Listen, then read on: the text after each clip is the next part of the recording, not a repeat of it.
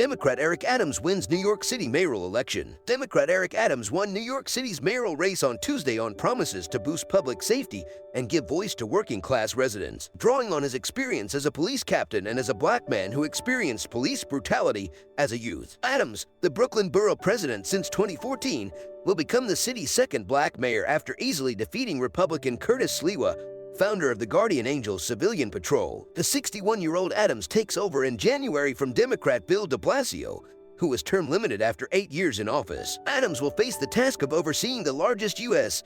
city's nascent recovery from the coronavirus pandemic, as well as confronting wealth inequality, the lack of affordable housing, and struggling public schools. He had been expected to win handily in the overwhelmingly Democratic city. "We are so divided right now, and we're missing the beauty of our diversity," Adams told supporters on Tuesday night. "Today we take off the intramural jerseys and we put on one jersey, Team New York." Adams' victory could give President Joe Biden's Democrats some signs of where voters stand as the party strives to maintain a fragile alliance between progressives and centrists in Washington. Adams prevailed in the party's primary election with a coalition that resembled, in some ways, the voters who helped elevate Biden to the Democratic nomination in 2020, especially his support among more moderate black voters. Progressives worry Adams will cater too much to the real estate industry, a powerful lobby that gave generously to his campaign. Democrat Alvin Bragg was elected Manhattan District Attorney on Tuesday, the Associated Press projected, making him the first black person to lead one of the country's highest-profile prosecutors' offices. Bragg will inherit the criminal investigation into the business empire of former President Donald Trump,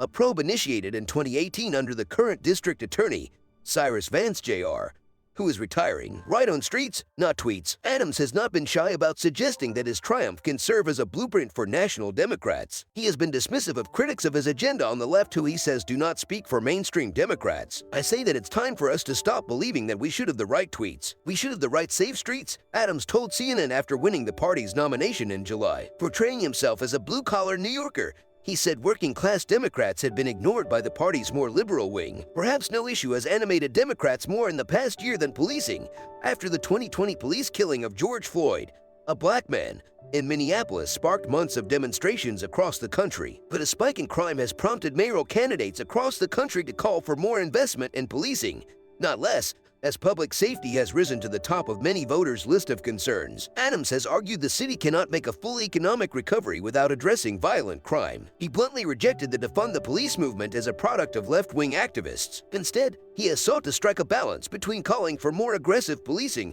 and vowing reforms, including more diversity in the department's senior ranks. His personal story helped lend credence to his words. Adams has spoken of being beaten by police officers as a teenager. While a member of the New York City Police Department, Adams developed a reputation as an activist after co-founding 100 Blacks in Law Enforcement Who Care, an advocacy group that spoke out against police brutality. Adams, who secured key union backing, is seen as labor-friendly. He has also said he will work to connect more low-income residents with city services they are eligible for but do not use. Adams, who has acknowledged having his eye on City Hall for decades, has sometimes been accused of altering his persona for political expediency. He switched to the Republican Party for several years before running successfully for the state Senate as a Democrat, and he has described himself as both a progressive and a moderate.